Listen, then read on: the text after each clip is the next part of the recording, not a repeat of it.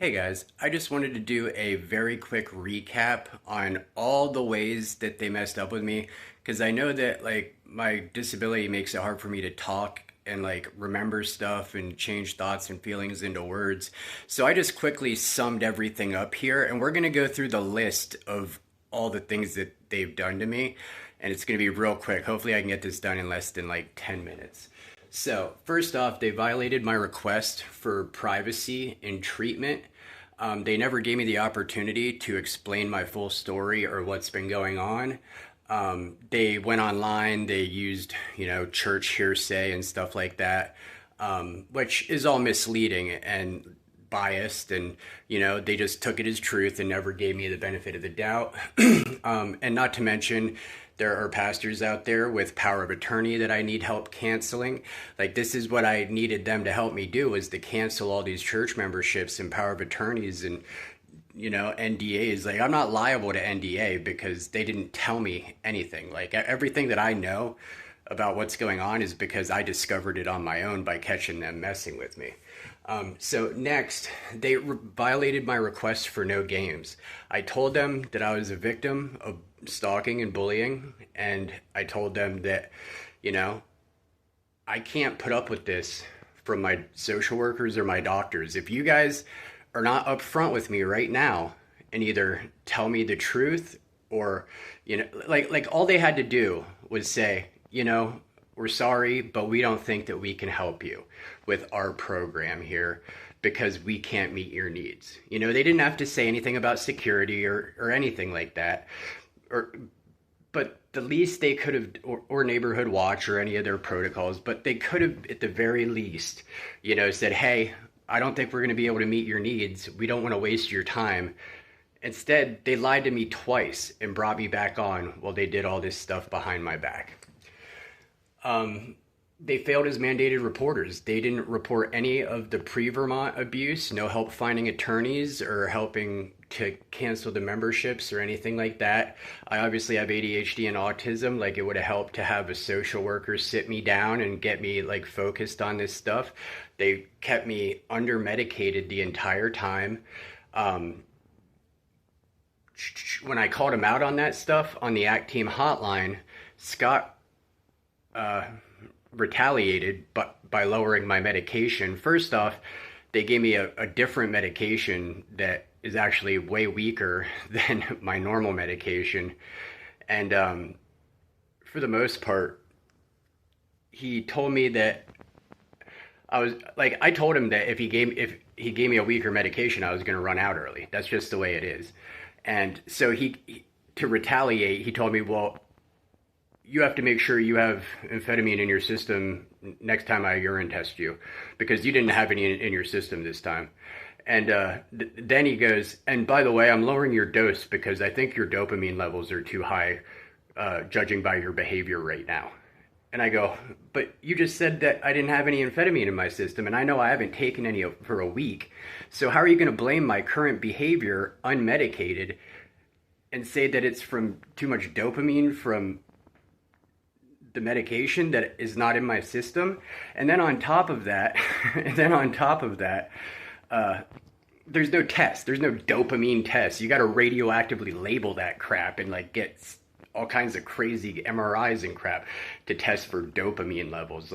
It was just complete pseudoscience bull crap he was trying to throw at me to retaliate for me calling them out on the ACT team hotline that's part of my medical record.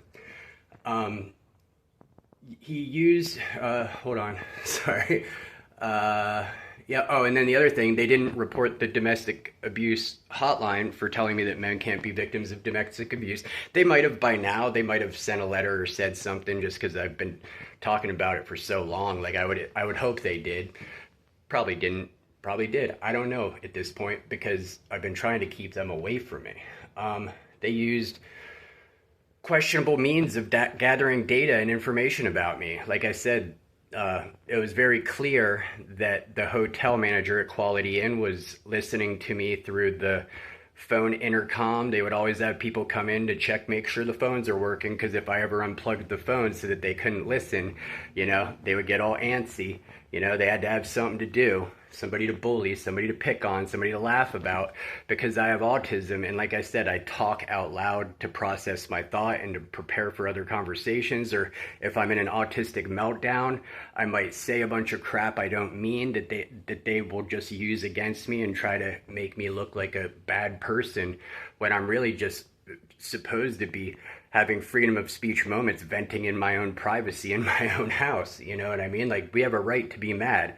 And that's why you guys, like, we need to start worrying about all this Google spying and crap, because, you know, they want to demonize you for venting in your own house, a completely natural habit.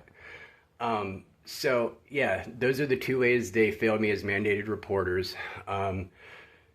Use questionable means of gathering, the unsecured Wi-Fi, and the hotel intercoms. And on another video, I tell a story about how I never left my hotel room, but somehow my therapist knew everything about me, Scott. And, you know, so that, you know, obviously tipped me off, as, you know, to these people weren't following the rules and boundaries that I set forth for them.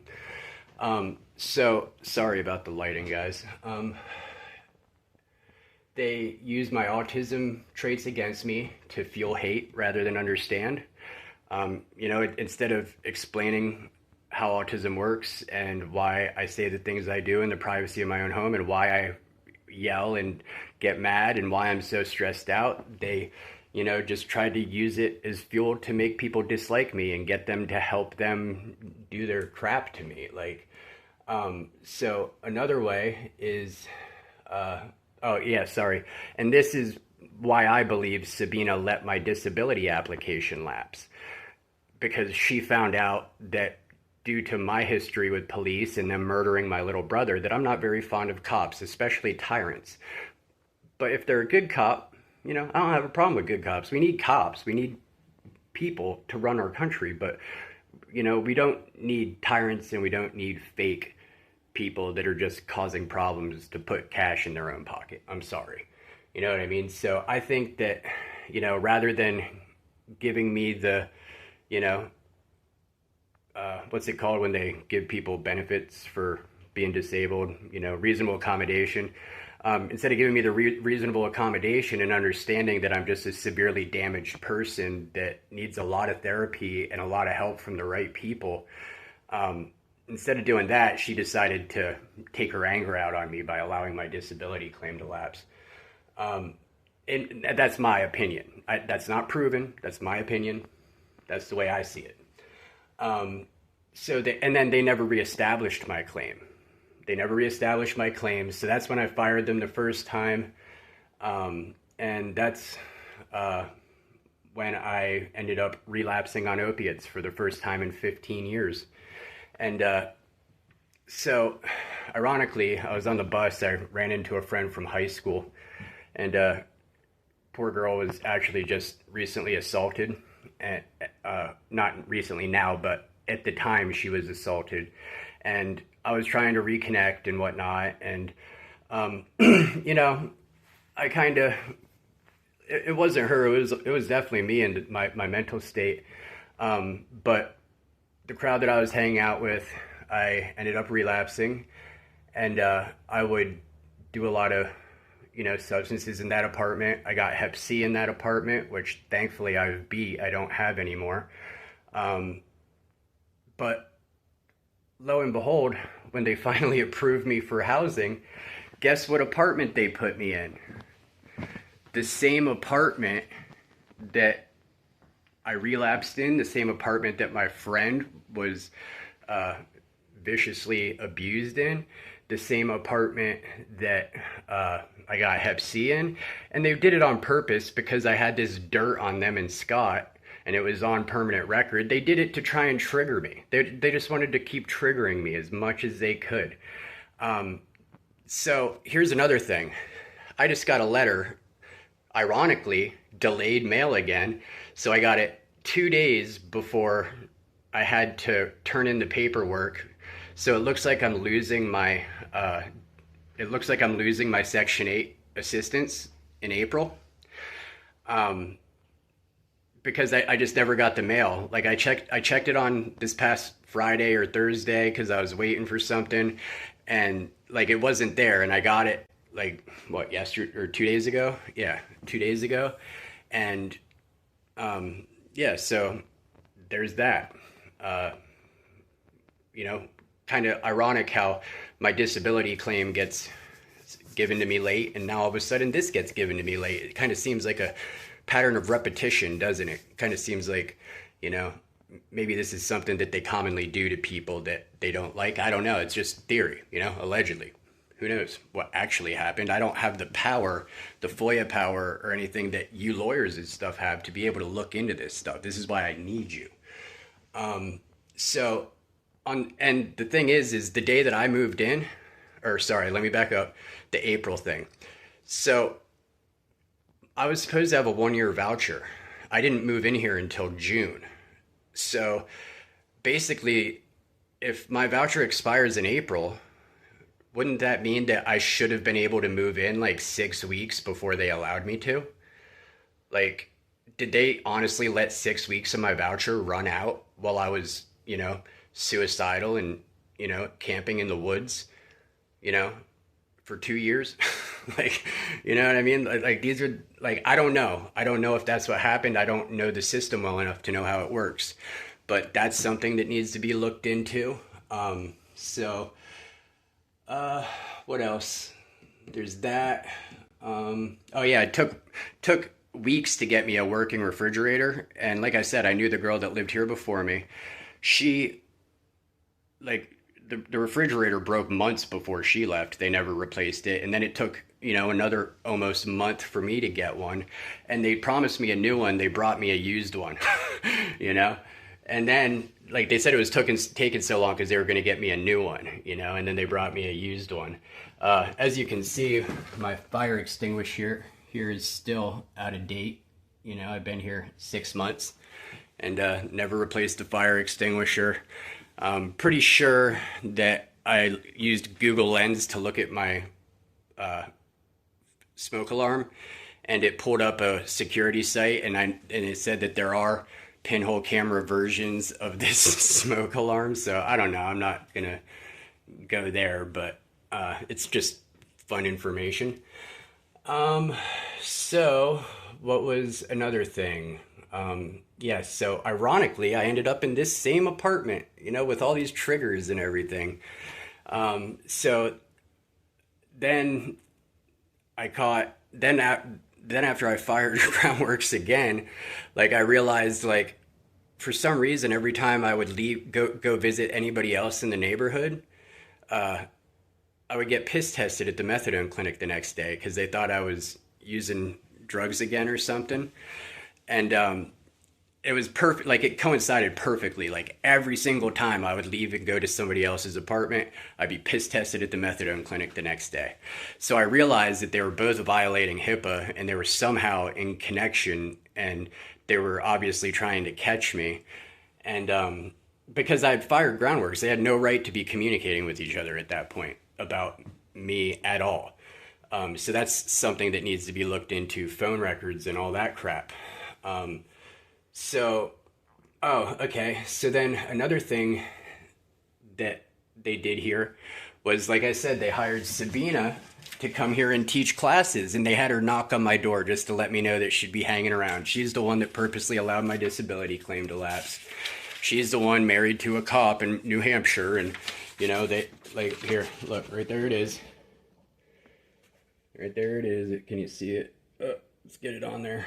Sabina, HCRS. See, she went to HCRS because that's the only other social work and psychiatry place in the area.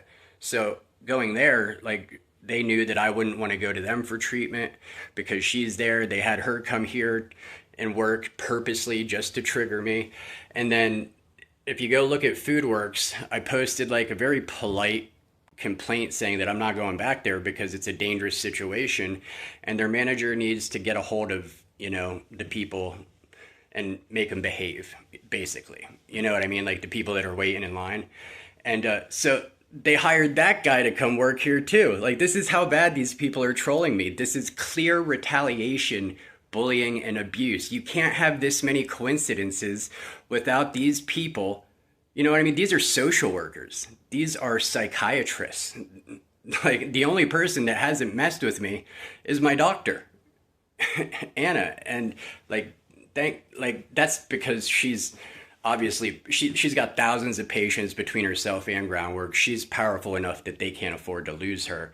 So, you know, I'm sure that they're in her ear feeding her information about me. I guarantee they are. You know, because she has meetings with them all the time, and obviously if they're doing all this crap to me, they're obviously talking about it. So oh, here's another one. Knowing about my autism symptoms and how I like, you know, when I'm having a meltdown, like my ex's name is Sarah. So I'll like bitch about Sarah sometimes, you know, like not because I'm not over her or anything like that, but I'll be like, God, I hate that fucking cunt Sarah, you know what I mean? And so what they did was when they filled the apartment next to me, they made sure to put a girl there named Sarah so that if I was super loud, they could record it and try to act like I'm being mean to her or like something like that. You know what I mean? Like trying to falsify evidence against me to help get me out of here. This has all been like, I think this whole thing has been just to like try and chase me out of Vermont back to Florida into the arms of my bullies where I don't want to be. Like up here, I can, you know, if I want to get away, I can go in any direction. Down in Central Florida, dude, you're stuck in a swamp. You ain't going nowhere. Like, that's like a prison, dude. I will never go back. I'll go to Canada and press that delete button before I ever go back to Florida. I was going to wait until June, but now I only have until April before I Naruto, like, I'm going to live stream it too. I'm going to Naruto run the Canadian border because you got to get in illegally to claim refugee status. And that's what I'm going to do. I'm going to run for my life, you know? Like I have nothing better to do. I don't feel happy or safe here. My place was broken in. When I told the housing trust people a few days ago when they came to do their little inspection, I told them like it's very clear that my TV, the battery on my e-bike, and the computer that sits on the handlebars, I never used any of those USB ports. They were completely brand new. And they all got zapped with a USB banger. So somebody came into my house, USB bangered my shit. And I know when it was, but because Groundworks doesn't like me and they have control of the cameras and the housing trust, you know, is kind of backing them and associated with them, you know, nobody's going to help me research anything because they probably had something to, you know, they probably were in on the idea, you know what I mean? And I know for a fact that somebody has a key to my apartment because when the old girl lived here, I used to watch the place for her while she went to the store because she lost her key. Also, there was a point, 2 times now, like I've seen people commit a crime here. One time, a girl I know tried to go in through a window into her old friend's apartment. And before she could slide the window all the way open, cops were here. That's how close, like, I swear to God, this camera feed goes straight to the police station. They were here like that. So how is somebody getting into my place and damaging my stuff in retaliation without, you know, and I'll tell you how, because, you know, they told the cops that I don't like cops. I don't need cops, you know, and the cops here hate that I know my rights and they can't just come up and ID me and question me and bully me because I watch a lot of constitutional rights videos, you know? So literally like all the James Freeman videos and everything are being used against me.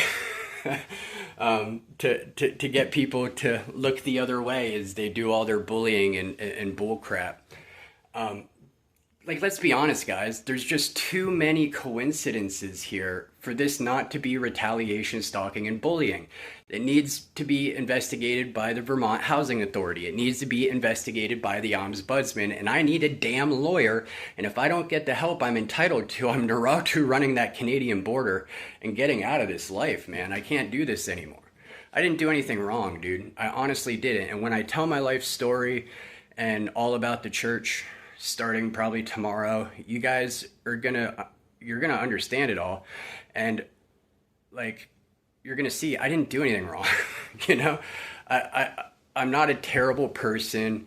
They've basically just been doing this because they're afraid of me. Because they don't understand how they've been able to get away with this for 8 years without me freaking out. And like normally people lose their shit and go pew pew up to church. Like, why do you think that happens, dude? Why do you think that's been happening lately? Because they're doing this crap to other people too.